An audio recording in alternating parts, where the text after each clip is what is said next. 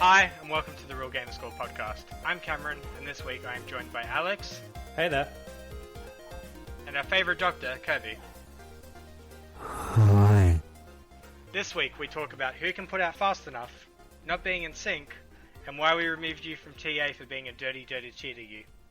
But first, here's the song of the week. Your console's on, you're locked at home. Your games are all you know. Your eyes are glazed, controller shakes. Another day of booster takes.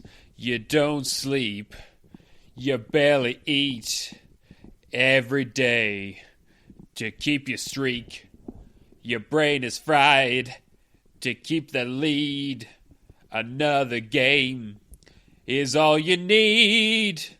You like to think that you could give it all up. Oh yeah. It's closer to the truth to say you can't play enough, or yo, you're gonna have to face it. You're addicted to score. Thank you, Matt. That was a great rendition of whatever hell song that is.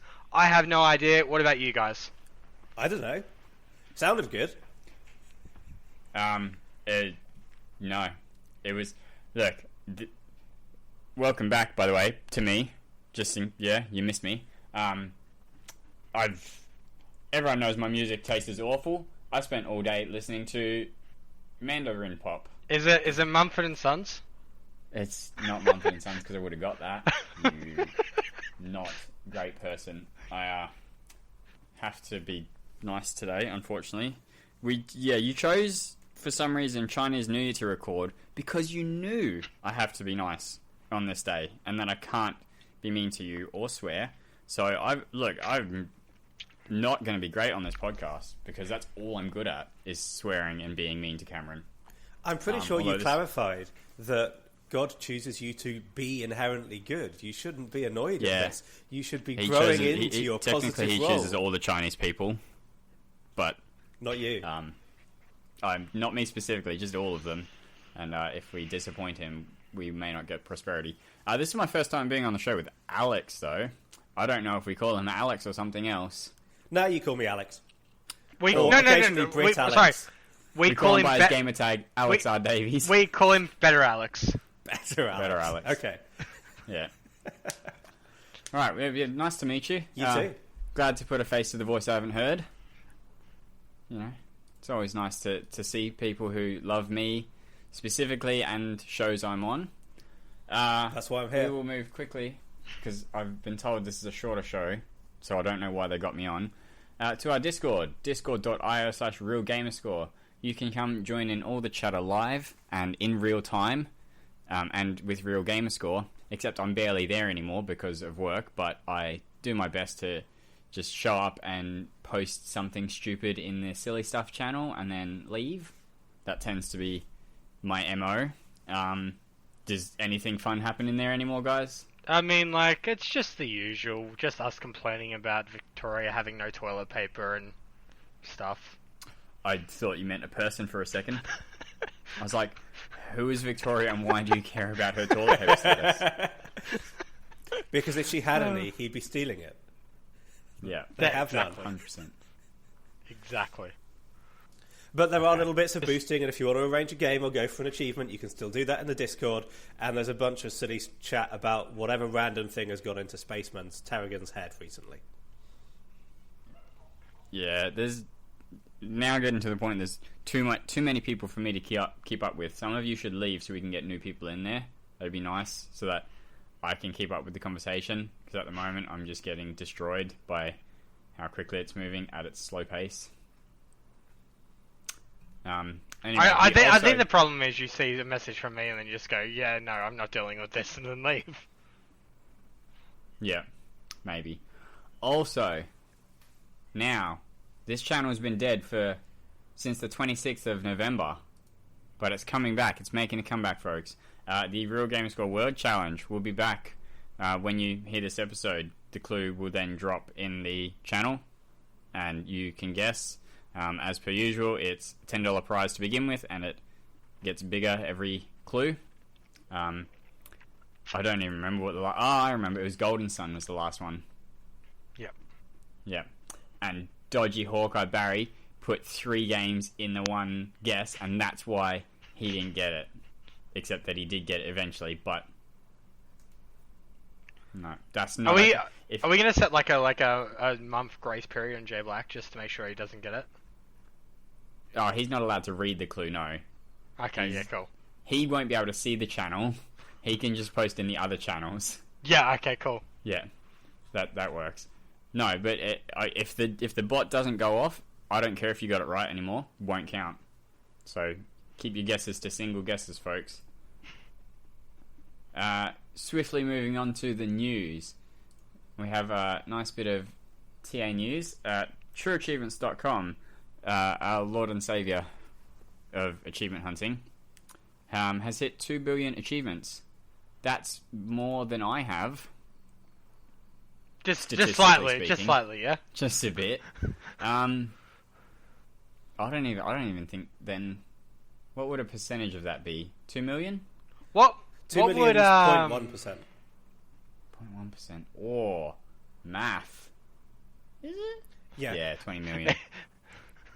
Long days, guys. Long days. I've now been awake for 13 hours, so we are hitting peak. That's 12 Kirby territory. 12 hours too long. Yeah. 2 billion achievements. And what's for quite a total nice, of 40 billion gamer score. That's a fair amount of achievements hit. and they've put together a whole stats breakdown. Actually, to be fair, TA has been on a tear recently with much better news articles, so if you'd steered away for a bit, you might want to read some. But this one's from a guy called Luke, who's been doing a few of them, and it actually Luke is breaks great. down sort of top genre and stuff. Unsurprisingly, Xbox Shooter leads the way. A whopping 1/3 of all tracked achievements are in shooters somehow. I don't see Wow. Metroidvanias or turn-based games called out at all, which just completely sucks. People have no taste. But open world, role-playing, stealth are the other ones that sort of round out the top. No roguelite? No, it's not even in the Come on, top I can- five. guys. I can see racing in there though. Yeah, racing is 7. Yeah. A An bit under automobile 1 in is 20 fifth. achievements are racing. Wow. Okay, care to name the top 2 games for achievements locked that aren't Halo? Oh, I saw this already. Yeah. Oh well. Actually, look. I mean, I don't know. Probably it wouldn't be Borderlands because that would be ridiculous. That's definitely What not about 5th. what about Gears of War? No, not Gears of War. Stupid. Gears of War 2. Yeah, no, I've been smart ass. No, too late. You're wrong. Oh, whatever. Being a good person this year. Remember that, folks. I can't be on a podcast with you on Chinese New Year, man.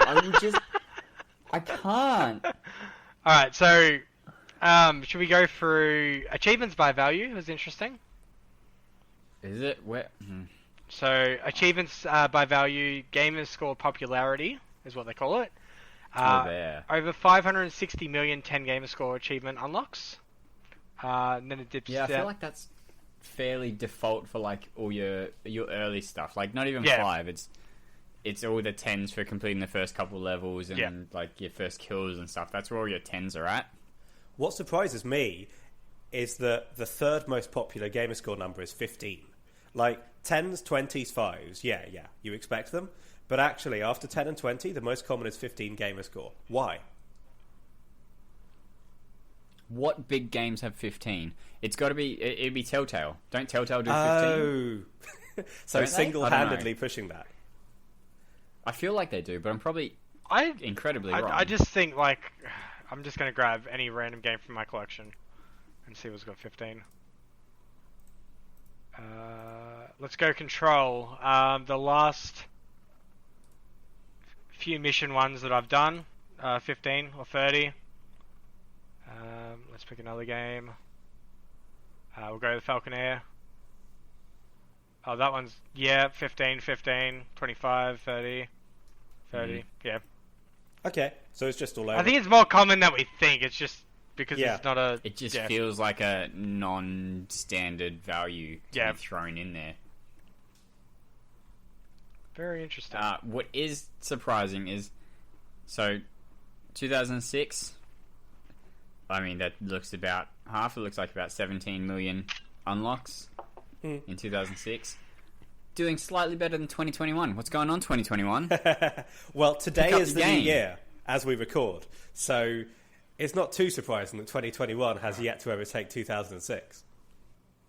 So yeah, it peaked at 2015, dipped, and then shot back up at 2020, which was understandable. You know, the other thing that surprises me looking at this is we all talk about easy gamer score and how many games there are for just knocking things out and how that sort of consumed the top scorers on TA. You can't see that from this graph at all, right? If you think about the ATAs, the Ratalaikas, more recently the East Asias and the Zits and things, you know, they have been around for the last 2, 3, 4 years in force, and that just doesn't show up at all, which sort of reinforces how that really just is the bubble at the top of the leaderboards and in the discords who are playing those things rather than sort of TA as a whole. Now, they've got a stat saying 8 million achievements were unlocked in gaming sessions. They don't know that. They don't know that for sure. They just know a session was happening at this time and you unlocked achievements. You may not have shown up to that session. You may. I don't like that. That's a guess. That is a guess-based stat.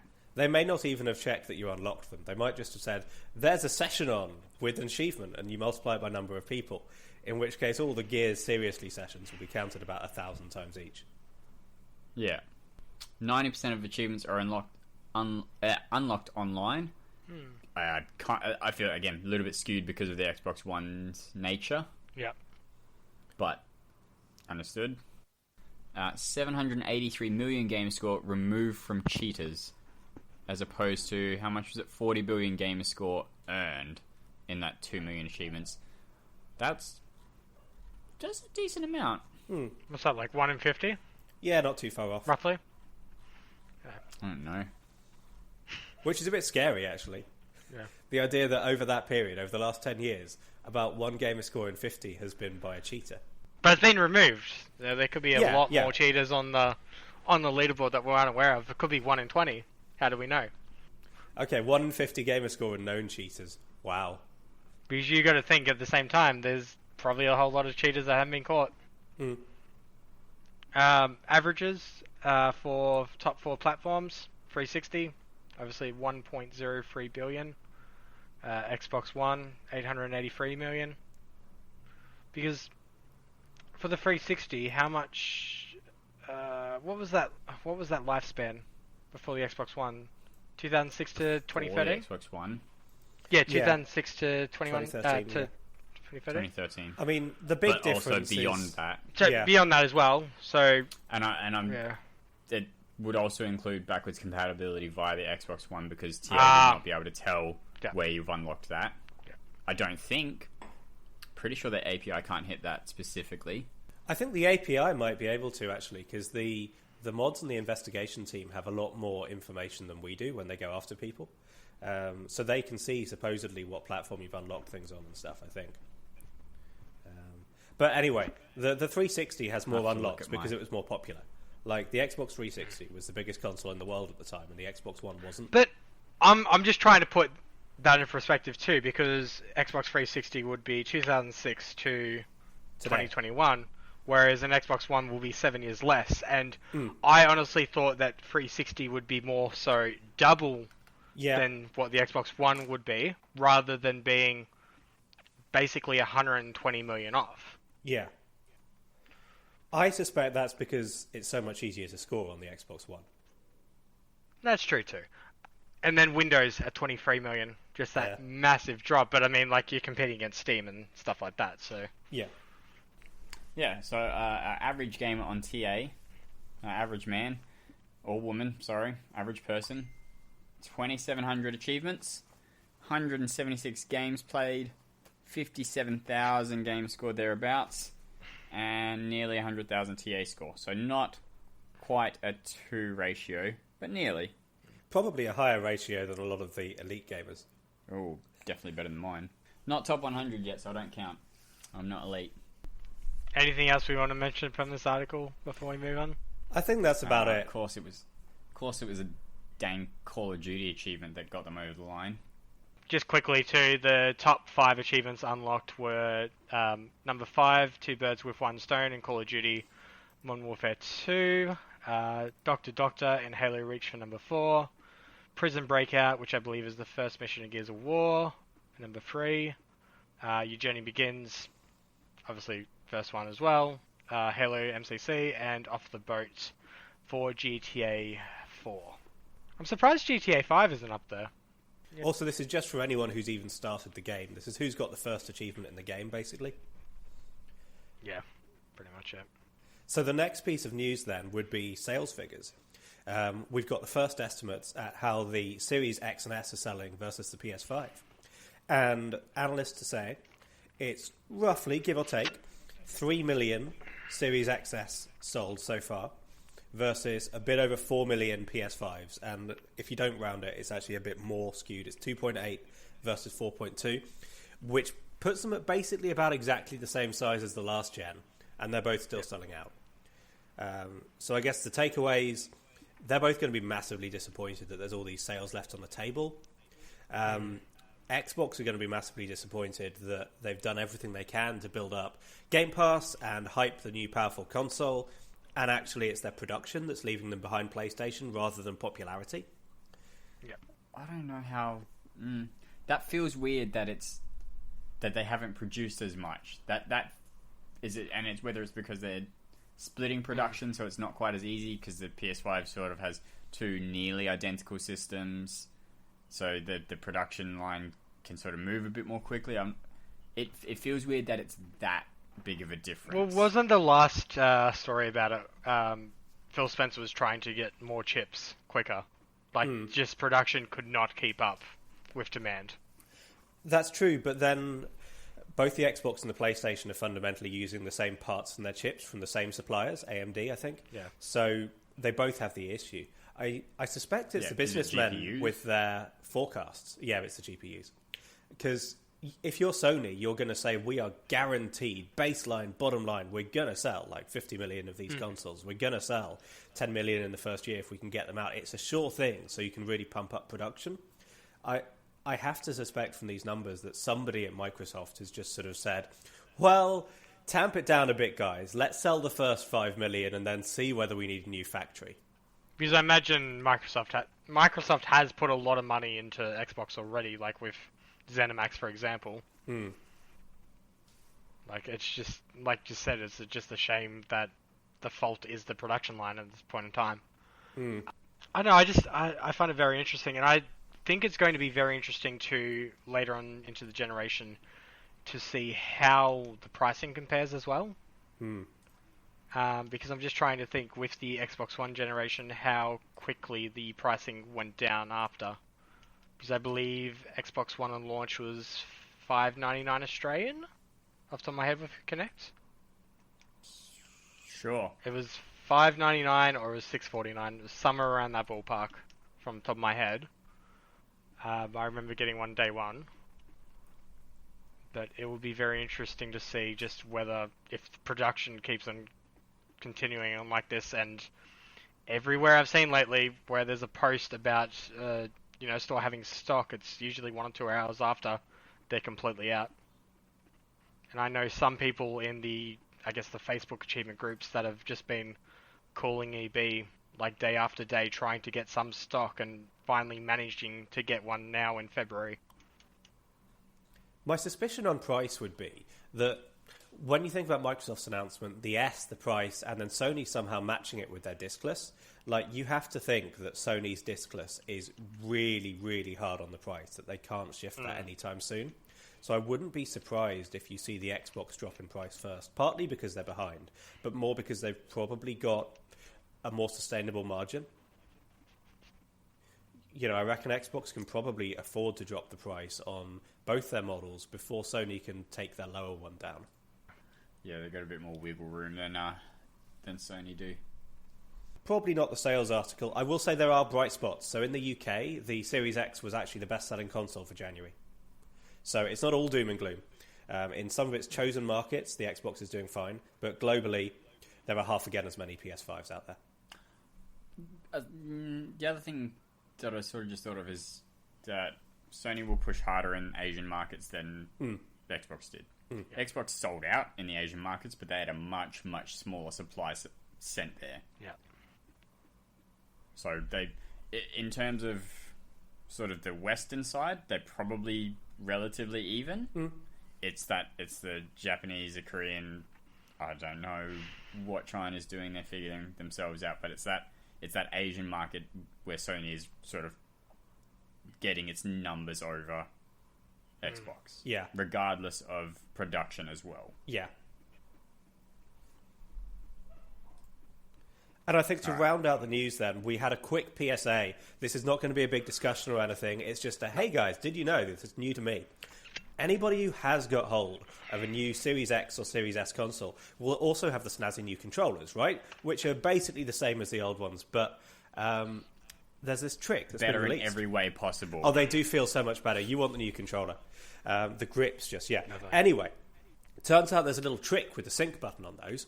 So if you are switching between your Xbox and your PC or mobile or Bluetooth headset or whatever, what you can do is if you hold down the sync button, that actually recalls the last PC or mobile device. And then if you want to pair it back with your Xbox again, you just double tap the button. So it remembers both. It will remember the last Xbox it was synced to and the last other device it was synced to. So it's easier than you think to switch between them. You hold down for the PC or mobile device and you double tap the sync button to go back to the Xbox. And I had no idea. I don't think the internet knew either. Yeah, I only found out this through Twitter. And apparently this was announced months ago, and I'm like, I have not seen anything about it, and we talk about this kind of stuff regularly, so... Have you used... I know Kobe would. Do you have a Series X controller? I do, yeah. But I have a separate one I use for my PC. So I have the Series X controllers for my console. I have a wired one I use with my PC. So I haven't had to check. I haven't checked it myself with the PC. I want to try this trick out, but I'm just finding myself... I've got an Elite Series 2. I'm just finding myself not using it as much. Like, the new controllers are much better, in my opinion. I think it's just the fact that they just feel lighter and much more responsive. The only issue I've found is sometimes when swapping out batteries, they will like desync and not resync to the console without a hard reset. Yeah, that's a massive pain. Which is a bit of a bummer, but other than that, I've had no issues. Yep. I had sync issues near the start where I would have it in wired, and then I would unplug it, and it wouldn't sync to the console. And so again, hard reset fixed it. But I am, like, for the most part, I'm wired. So even when I switch to the PC to play Rocket League with my controller, I just unplug the cable from my Xbox and plug it into the computer. The majority of the time, I'm wired. It's very late nights when I am on my bed looking at the TV from a terrible angle where I've got my controller unplugged. So I've not had to do any weird syncing stuff, just because when it's wired, it goes automatically. So it's good to know for future, I guess, if I ever do console streaming on my phone at some point in my life, probably. Anything else to add for news stories? I think that's it, yeah? I think that's it. That is all. That's it. Alex, do you want to tell us what you've been playing for the week? Yeah, so I've been playing way too much for the week because I'm still in G-Task. I am managing to still play good stuff and having a great time, but I am rattling through it at 100 miles an hour. So in the last week, I have played Gears Tactics, almost done, Ori and the Blind Forest again, Deliver Us the Moon, Day of the Tentacle. I'm working through Aero. I love my music games. The one I'm actually going to talk about is rewind a couple of weeks by now, but it's Titanfall 2. Which I played just after I was last on the podcast, actually. But guys, Titanfall 2. Like, you must both have played it. It is a god-tier single-player shooter. Play the single-player. It is one of the best ever single-player shooter campaigns. Okay. This, like, it is very, like, what's the word I'm looking for? Very predictable, probably predictable is probably the right word. The story in terms of story? Yeah. But it is still fun as all hell. And I was one of those guys that my two favorite games of the Xbox One generation are Sunset Overdrive and Titanfall. Yeah, we'll just ignore Sorry. Kobe. My mouth a little bit from your but, like, disgusting decisions. I just think though, like Respawn to me have just made so many amazing games. Yeah. I know Apex is probably not everybody's cup of tea, but like Lots of money. love Titanfall, love Titanfall 2, loved Apex, and from what I played of Star Wars, it's a great game. Just Star Wars is not so much my That's a thing. game they did too. Yeah. Yeah, that's pretty good. That's top 10 Star Wars games. But yeah, Titanfall 2, it's so mobile, which I know Titanfall 1 as well. You can just run around, jump, you've got your jetpacks, you move so quickly. But also the level design is brilliant. Even if you play it relatively straight, you're not sort of trying to jump across the level or anything. You've got all these opportunities to approach the fights in a ton of different ways.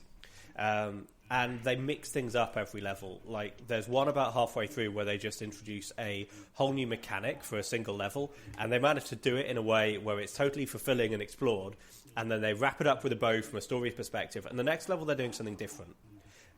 And it's great. Like, you have a level where you are sort of jumping between different ships and fighting along the edge of a ship, and that kind of stuff. You have a level where you're running through valleys. There's so much variety in there. And the story, while predictable, is told really, really well. The voice acting is brilliant. Have you played one? No. So one, basically, in terms of multiplayer, one set the foundation for the maps. Yeah. Two are basically reskins and, like, to the point to that they just perfected them. Yeah. For somebody who's played one as much as I have, two didn't really feel like that much more than this is the same multiplayer experience, but with a story now. Yeah. See, I think the difference is you're a multiplayer shooter player. I'm a single-player shooter player. I haven't played one because I don't care about multiplayer. This isn't a criticism, but two is so much of a good game because one had the base everything. It did have a campaign intertwined into multiplayer matches, which is strange to explain, but it was like, here's the map, here's our 2-minute like intro going into the map of where this is in the story, and then that's how that sets up.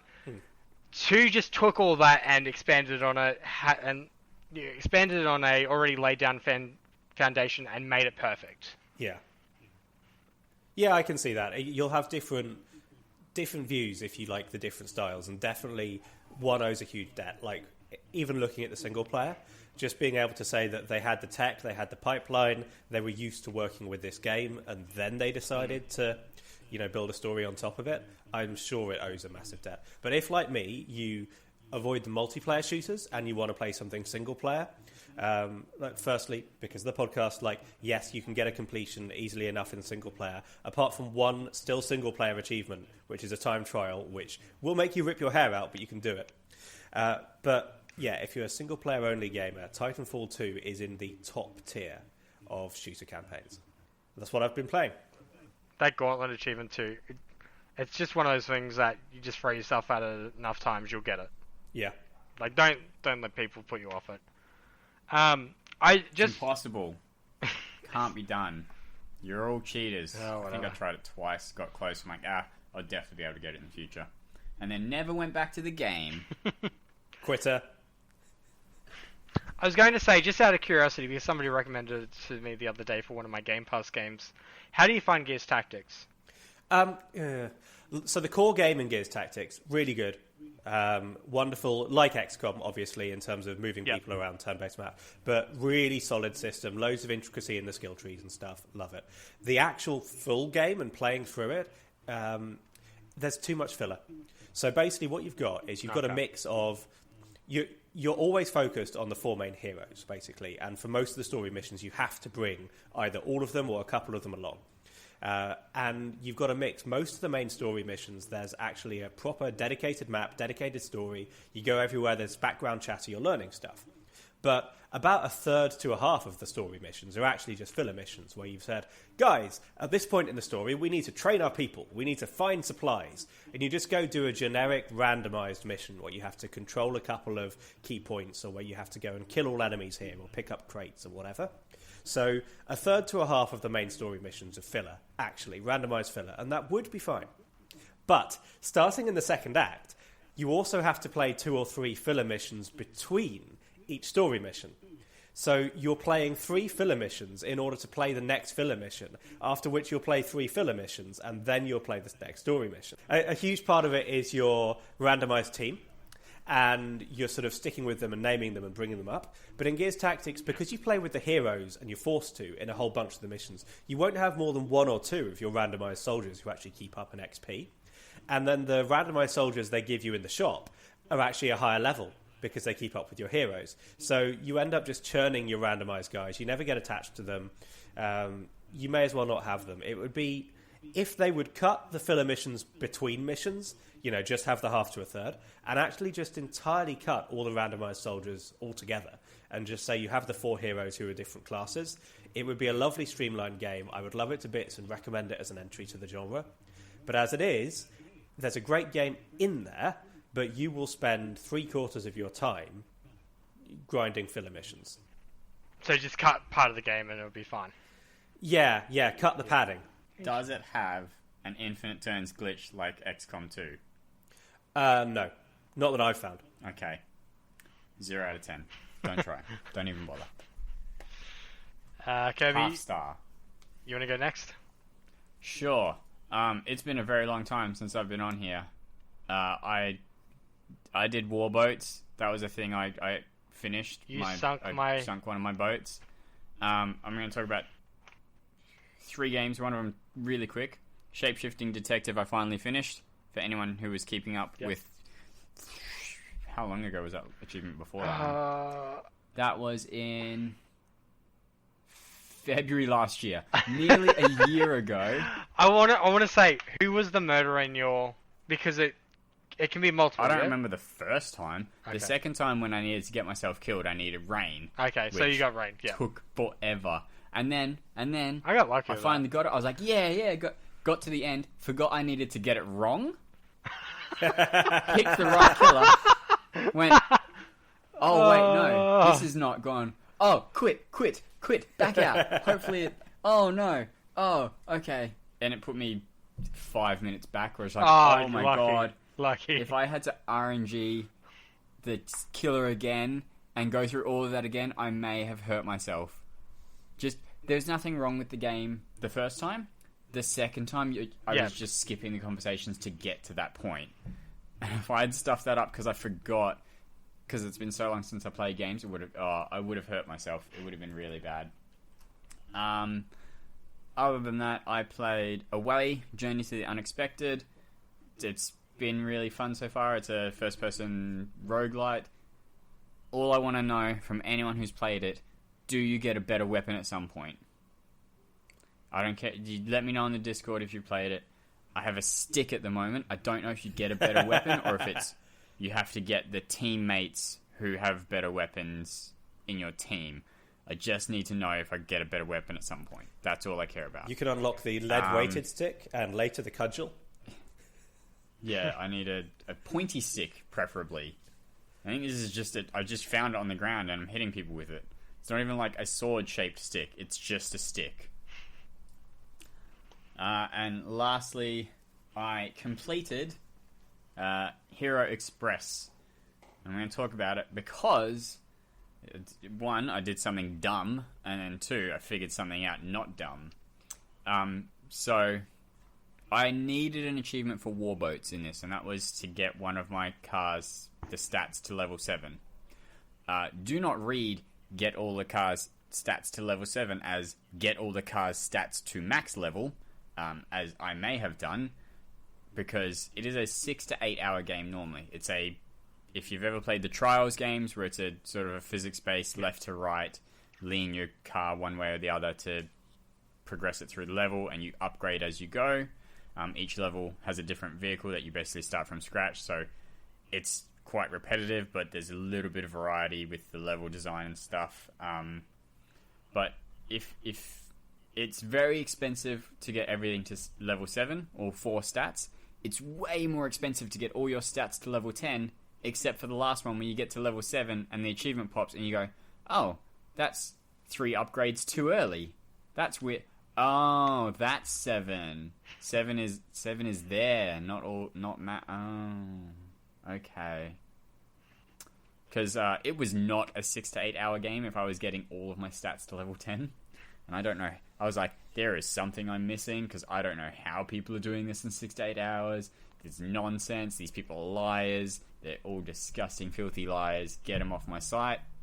And then I realized what I'd done wrong. And yeah, no, 6 to 8 hours sounds about right.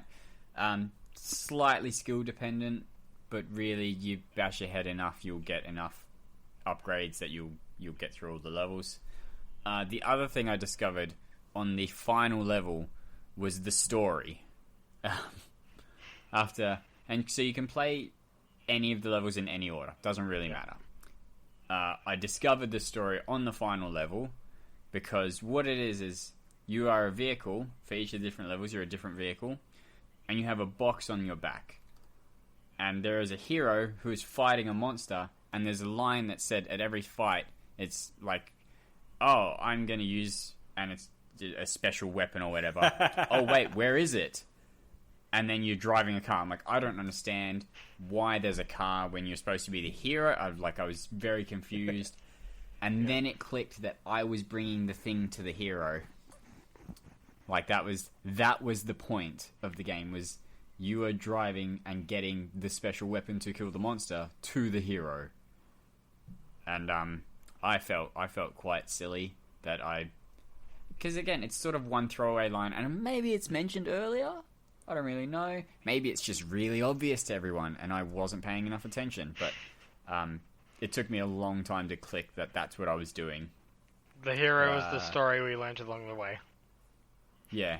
That's got to be Sure some was.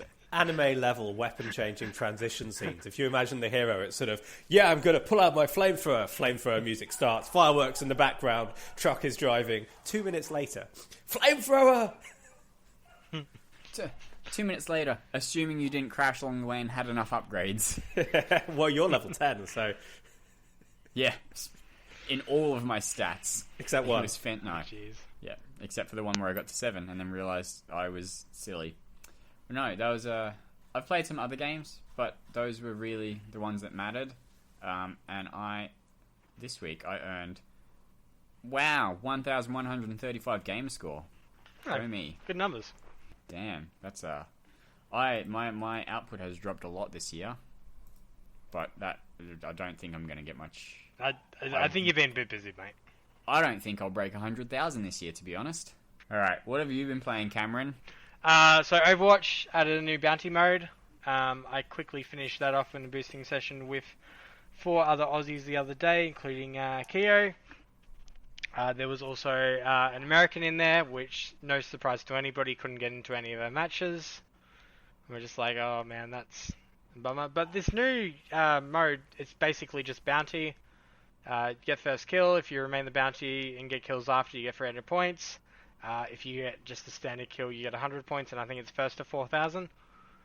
Pretty fun. It's just a shame that nobody's searching for it. Moving on from that, did Forza Horizon 2 on 360. I have done every single road but one that I'm struggling to find. I've done half my bucket lists.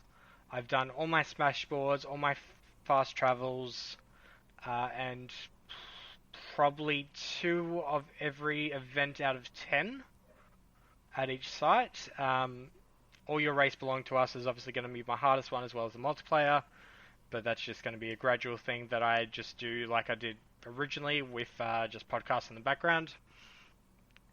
Call of Duty Advanced Warfare, me and Adrian busted out pretty much all the carrier except for the Easter egg, which is the 3rd DLC, as well as a few achievements from the DLC for 4. We also did most of the stuff for Black Ops 3 minus the Easter egg on the 360. That's just my quick stuff.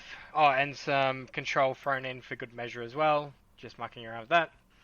The 3 main games I played this week, I started Morcred, which is on Game Pass with Nikita. It is a light and dark kind of shadow puzzle game that Mad Mike Forever suggested to me. Yeah, me and my partner doesn't take directions well. Let's leave it at that. As in, like, left and right? Like, as in, like, don't run that way, you're going to go... You killed me. Take the 3rd exit in the roundabout. Yeah, it's just like go north, like, just stuff. Just like, oh, but you told me to run that way. I'm like, yeah, along the path that was there. So we got 20%. We got 20% of the way through that last night. And it's just like, you're just too bossy when you come to video games. I'm like, yeah, because we're going for achievements. This is the point of achievement hunting. We go for If you achievements. weren't bad, I wouldn't be so bossy. Yeah, so while we were waiting for more cred to install, it's only a 5 gig game, but just over the Wi-Fi was being slow. I'd been playing 2 Point Hospital, Fun. which is a hospital management game. She enjoyed it more watching me play that, and just like, why don't you put that there? Kind of like just playing it like Sims and working together, kind of with a backseat gamer. Yep. But that's quite fun. It's going to be a bit of a hassle to get 3 stars on every hospital. I think the achievement estimates is like 120 hours. But it's very fun as a like simulation game. Did either of you play Theme Hospital back in the day on PC? No, I can't say How I old have. do you think I am? Yeah, actually, you didn't, did you?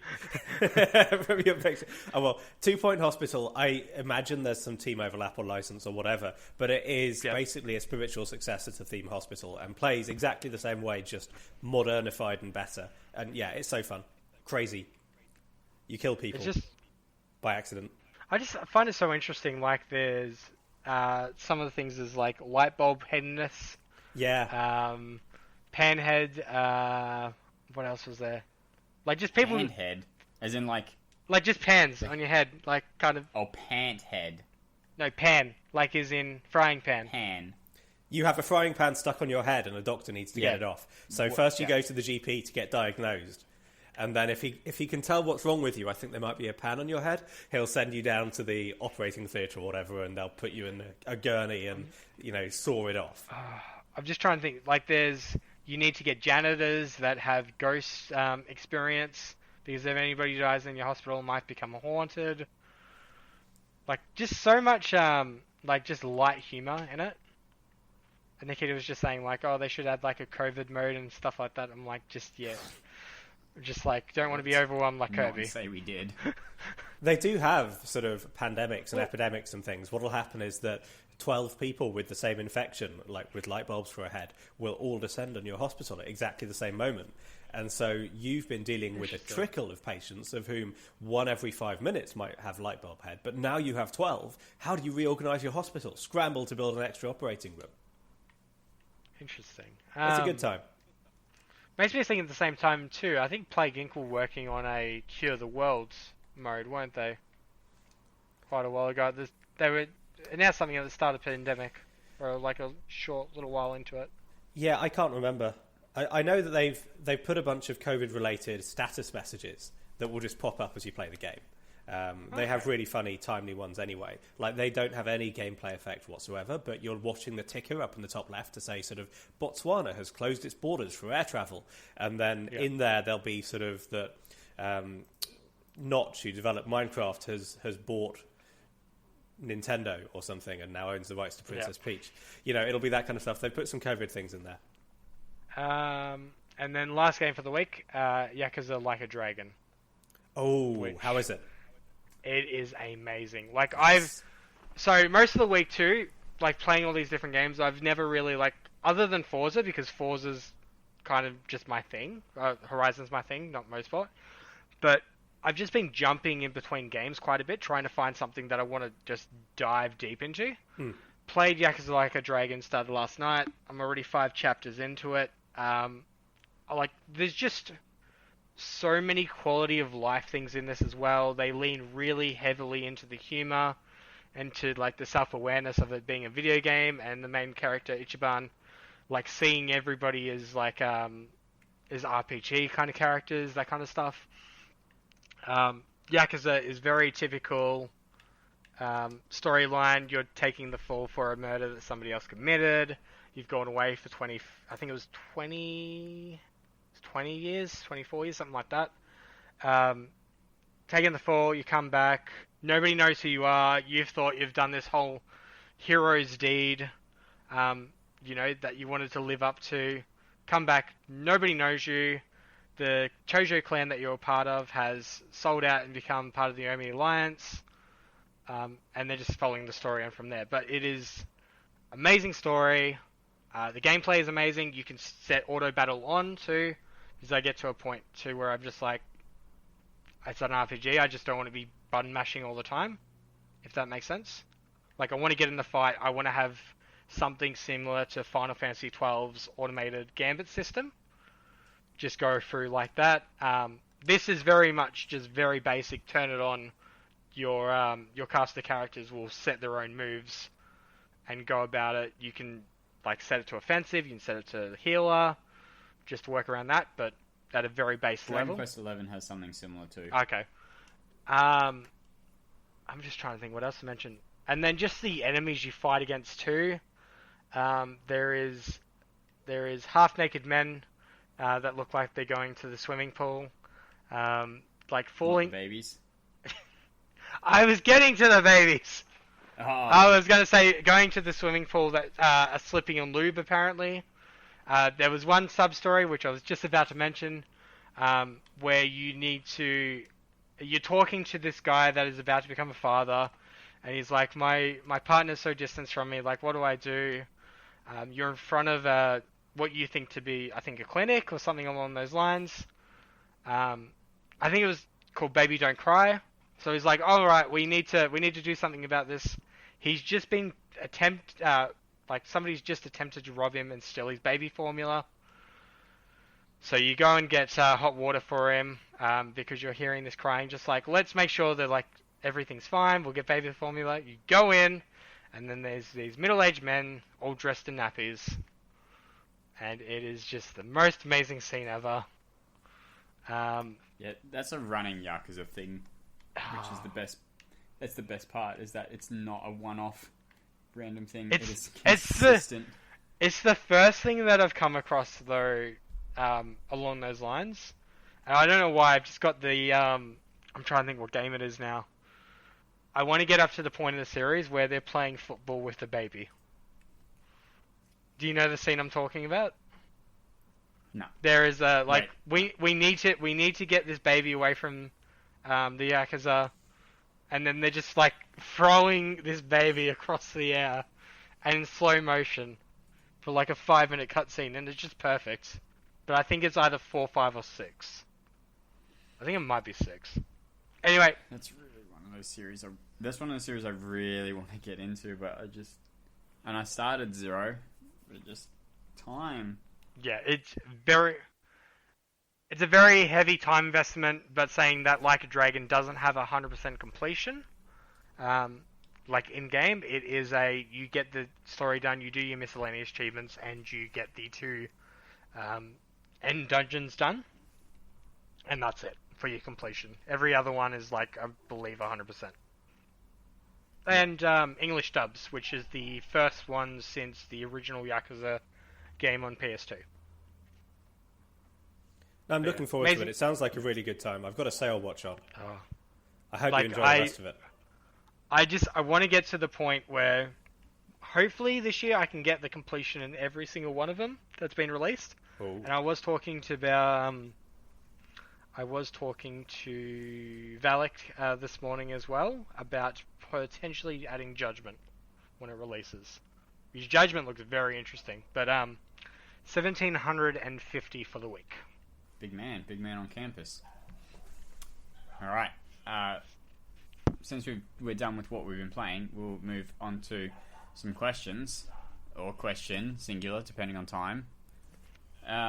First one from Jablark. I hate him. Do you think there will always be a competition in the console space, like PlayStation, Nintendo, Xbox? Or I think he elaborated to be like, was there going to be, you get a TV and it's got your whatever consoles built in or something like that? I stopped paying attention, let's be honest. I think we'll always have some level of competition, but saying that I don't ever want there to be a case that we don't have competition, because healthy competition drives prices down, and that's better for the consumer. Yeah, Alex, you go. I've got to articulate myself. I sort of set out some of my thoughts on this one in the Discord already, but broadly speaking, I think for the console space, we're going to have competition for the foreseeable future. Like, PlayStation is obviously they're obviously profitable here to stay and stuff, but Xbox have also carved out a profitable brand. It's not currently a winning one, but it's making them money and getting them people interested in Microsoft. They've got no reason to stop. So I think we're going to see PlayStation and Xbox, and probably Nintendo, hanging around for the foreseeable future. At least play out this gen, almost certainly play out next gen, etc. So yes, there's going to be competition. More widely beyond that, like, you can see us moving away from consoles eventually, maybe. There's a strong chance that Play Anywhere is going to come to TVs in the next year or two, and if that's a massive success, maybe PlayStation will do the same. You might be that you buy your smart TV and it has an Xbox app and a PlayStation app and everything. But let's face it, because of latency and everything, and the inherent challenges with streaming and just getting Wi-Fi through houses, we're going to be playing off consoles for, again, at least the next 10, 15 years. So I think we're going to have competition in the console space for a while yet. How many more generations do we think they've got? Like, maybe 2, 3? Distinct generations? Like, distinct generations before, like, I think we start to really transition to, there's no more consoles, everything is Play Everywhere because everybody has the technology to do so. Assuming a 7-year console life, because that's sort of what the average. That's what I'm thinking too. Like, I could see it happening in like the next 10 to 15 years. I would see at the end of the next. So not. There will be another one, and then sort of at the end of that will be the thing that makes everything else obsolete. Yeah, maybe that's where I'm going. I think it's not going. We've definitely got the Series X PS5 gen. We've basically definitely got the PS6 type gen before you get to that kind of thing. But even there, it's possible that you're going to have something powering VR or whatever. I think it could well transition. It's entirely plausible that it does, and also that maybe your mobile phones are powerful enough to run some stuff on the mobile and also stream stuff from the cloud, and it just all happens there and the console goes away. But I don't think it's a nailed-on possibility. It could go either way. Yeah. I think we will have console competition for the next foreseeable little bit. I'm hoping a lot of console exclusivity stuff goes away, because that is what brings the games are better, so the console doesn't need to improve as quickly. If you've got the software, the hardware doesn't need to be as. If you got the exclusives, it doesn't need to. The hardware doesn't need to be as important. Outshine. Yeah. Like the console makers don't need to make their hardware the winning factor, because we've got God of War or Spider-Man. Well, I'd really look at Nintendo there. I mean, imagine how awesome it would be to have a proper Series X PS5 level Mario and Zelda and all that stuff. Yeah. Unfortunately, I don't see it going away, but it'd be nice. If Xbox became very unpopular and we're not releasing any new games, but you could still play any Xbox games that were already on the systems with a live connection, would you still achievement hunt? And this was from JW8846. I think for me, this is simple enough, because I play games first, and then when I'm playing a game, I want to get all the achievements. So, at some point, if Xbox went away, I would buy the next PlayStation console or whatever's, replaced it. And essentially, once I've bought that, I would still play a couple of old favourites on the Xbox, and I'd still try to get all their achievements. But at some point, I'd buy a game on the PlayStation, and I'd play that, and I would move away. Because the same, I would eventually buy the new console, I would buy the new games, I would play those, and I would migrate there. So I wouldn't ditch the Xbox overnight, but I also wouldn't say, I've got my achievements, damn it, I'm staying here. I'd just move on, naturally, as the generation moved. See, I think by this stage myself, I've started in 2013, the new tag, so about 7.5 years, nearly 7.5 years with my current achievements. So if it did become unpopular and they weren't releasing any new games, I've got a massive library to go back to. Saying that, I probably would still play like newer games. I'd probably find myself on PC more, just because honestly it's cheaper, and I have a really decent built high-end gaming PC. I just don't use it as much. Like I was having the conversation with Nikita last night. Like, I think the only time that I probably would go out and play a PlayStation 5 exclusive game, something like that, would be the fact of, if somebody bought it for me. If it was a present, I'm probably not going to spend my own money on it, just because I know that if I went out and bought a PlayStation 5, I'm not going to be building to my achievements. And I think Neo answered this on the Push to Plat as well the other day. It's like, this is where I've stayed the longest. I may as well continue on here, unless there's something that really drags me off the console, like Final Fantasy XII did with Zodiac Age when it released its remaster on PS4. Mm-hmm. Kirby? Yeah, no, I'm invested, regardless of. Again, it's early into the generation. I can't think of much new that I'm excited for. And that's always the case. Is there's so much I have that there's not a lot new that I'm like, oh, this is it. Except whenever the next Dark Pictures anthology comes out, in 7 years or whatever, on their 6-month schedule. No, yeah, I have a couple thousand game backlog. I'm set. I don't know that I'd still achievement hunt, but I would certainly still be playing Xbox. I think it was like last week or the week before me and Matt answered a question similar, like, where do we see ourselves in the future? And I'm just like, I can see everybody in this community is definitely still going to be gaming in some sort of capacity. Whether we're achievement hunting is a different story. Like, I don't think gaming's ever going to leave any of us, because it's what we really do. But yeah. Okay, there we go. Gwyn's Candle has asked, there's a lot of pressure on Microsoft to deliver games. If you had to buy one studio but close one studio, who do you buy and who do you close? I will take Square Enix, and see, now I don't know whether I go with something I don't like or something that I think is actively negatively impacting Xbox. I thought you were going to say Playground Games, like you did last That's time. if I go with one I don't like, but I don't think they're actively doing harm to like the Xbox brand. No.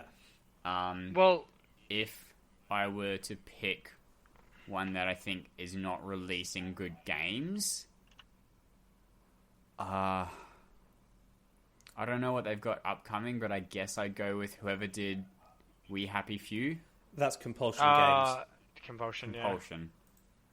Probably them, but again, I can't think of any company that has like any of their studios that has released something awful. What house has Compulsion Bethesda, done? I would close all of it. Compulsion has basically just done Contrast and We Happy Contrast Few. and We Happy Few, yeah. Okay, yeah, I'm happy to kill them. There's not much there. I mean, Contrast was nice, but it is a tech demo for whatever they were showing off, and We Happy Few was strange, to say the least, for me. Yeah. Didn't play it, but I mean, it was weird. Have you got an answer, Alex?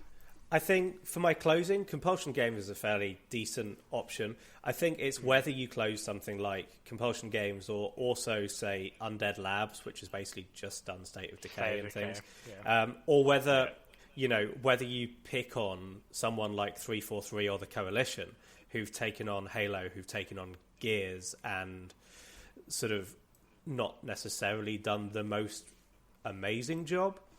I feel like, Gears has lost a lot of mind share, but they're still supposedly putting out some good stuff that's often being a flagship leader for the Xbox. 343, like Master Chief Collection, in the end, is amazing. It's one of the best remaster packages ever, as finished. But it was a train wreck on launch, and the games that they've developed from the ground up haven't done great. Like, honestly, my answer is something like Compulsion or Undead Labs, but if you're going to pick on one of the big names, I think there is a bit of a case for saying, if Halo Infinite isn't pulled off, like, what 343's got to... what's the purpose of 343 as it stands?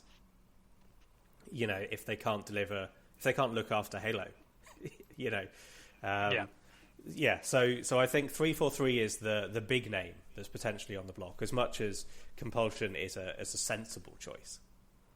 As to who you'd buy, I'd love publisher-wise, I'd love them to acquire Sega. Like, Sega owns so much as a stable and a library, and you look at them. I think they've got Persona in there. They've got the Total War series.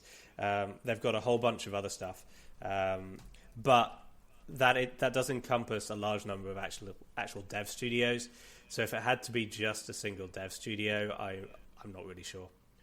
I might still go for some part of Sega just because that's still on my mind. I'll sway your decision there. I'll say I'm gonna butcher this name. The ones that do Yakuza. I thought it might be that. Yeah. Yep.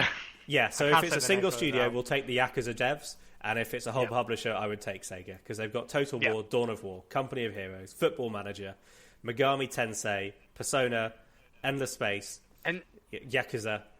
Their games are just so heavy too. There's like so much content. Like a Yakuza game is going to go at least 50 hours at the shortest, and some of the other ones, like Persona, getting completion on that is going to take you... How many... I'm just trying to think what the completionist's one was. I think he finished off at 500 hours. Wow. But he got the platinum before then, but there's so much content in that game. Yeah. In terms of like who I would like, obviously I'd want to acquire somebody like Sega. In terms of closing down, I don't really have any love for In Exile, for Wasteland, and the Bard's Tale series. They just like they're okay. They just don't sit well for me. In terms of like racing and that, Turn 10. Like I honestly think Turn 10 could close tomorrow, and Playground Games could take over, and you know, everything would be smooth. And then saying that the Coalition, I don't want them to close, but I want to see the Coalition in something other than Gears. But yeah, since Microsoft bought Gears, it's all they've done. I would love something that isn't an FPS shooter, but something dark and gritty from the Coalition, because I think they would be able to pull off like just a first-person experience like really well. Yeah, I'd love to see that. And then I'm just trying to think of anything else. Like, I think the go-to answer, like, you know, back before Sea of Thieves and all that would have been Rare. But I think that's just Microsoft. Wait till Everwild comes out, see what they do. Yeah. I don't know. Who did Grounded? Obsidian? No. I think it was Obsidian, yeah. Yeah, it was Obsidian. It was Obsidian? Yeah, Obsidian can get shut down. What have they done else? Well, they've done you have South to look Park. back a bit. They did the Outer Worlds, actually. Outer Worlds was, you know... Outer Worlds was really good. Yeah. Okay. And yeah, before that, Fallout New like, Vegas, not South their Park. space team, just their Earth team. I'm just trying to think what else they've done recently. Pillars of Eternity. That was Grounded, solid. Yeah, not... Outer Worlds. Yeah, Obsidian have put out quality content for a long time now. Alright. That's fine. They can stay. Just, again, Grounded. Yeah, Grounded. Do we really need another survival game? Well, the thing, in terms of do we really need another, the big thing Obsidian are working on is Avowed, which basically looked like a Skyrim clone set in the Pillars of Eternity universe. And now we've bought Skyrim. Yeah. So that'll be interesting. They really need to get another JRPG dev. Yes. They really need something to hit, or at least even attempt to get into that JRPG market again. Yeah. Yeah. I think that's where it's lacking. Like, we're doing alright with the Game Pass acquisitions and stuff and getting, like, the Yakuza games on and stuff, but that's where we're lacking. Yeah. I think in 6 months, though, like, I would not be surprised if they bought Square Enix. Because what did we say originally? It was, like, valued at $2 billion, something like that. Looks like it's about $8 billion, I think, at the moment. Yeah, not a huge amount from them, but for them. So, feasible, for sure. Correct me if I'm wrong again. The new Final Fantasy, was that console exclusive? Or was that timed exclusive? They didn't? Depends who you ask, really. Okay. And what trailer they show. If you would like to contact the show to ask us questions, you can do so, as we said earlier, in our Discord, discord.io/realgamerscore. We've got a questions channel. You can hit us up. You can email us, hello@realgamerscore. We did not forget your questions, Isaac. We'll just do them on next week's show. Cameron definitely forgot. I saw he was looking at his phone. He's like, Isaac's question? Oh no. Oh god, what have I forgotten? but we will get to it next week. We had too many questions. Our Twitter handle is @RealGamerscore, or ask us a question on Patreon, patreon.com/RealGamerscore. You will have to give us $1 to do that, though, so do that. More specifically, That's the Kirby. You're giving Kirby $1. Yeah, it all goes to me. And then I give out prizes eventually. If you want to help out the podcast in other ways, you can do so by subscribing to us on whatever platform you listen to, whether that be iTunes, Spotify, Stitcher, iHeartRadio, Podbean. We're everywhere. Tell your friends. Word of mouth is the most important. Every time you join a boosting session, if I don't hear you say, listen to the Real Game Score podcast, you will find me under your bed. You don't want that. If you do want that, DM me. Send me a message on trueachievements.com or on the Discord. It would help a lot with some of my local multiplayer achievements. All right. Alex, where can we find you? You can find me mostly on Discord or TA. So I'm Alex R. Davies in the Discord and A1EXRD on TA. So probably easier to find me on the Discord. And for myself, you can find me under the Twitter account, and you can find me on the Discord, and you can just find me wherever. Like, wherever you need me, you'll find me. I'll be always there for you. Just like a good friend should. But not under my bed. No, that's where you'll find me if you don't tell people in your boosting sessions to listen to our podcast. Those ways to contact me are still valid. TrueAchievements.com, or on the Discord. You can find me on Twitter @ChinDoctor, or find me on Xbox Live under ChinDoctor. Send me a message. Anyway, we're done. We've gone long. What a surprise. A show with me on it's gone long. Thank you so much for listening to episode 122. 122. Episode 122. Yeah, is good times. It's good fun times to be back. I don't know when I'll be back next because life is awful and I work strange times. But thank you for having me back. Thanks to my two guests, Cameron and Alex. And I will catch you on the flip side. Bye. Bye all. Peace out.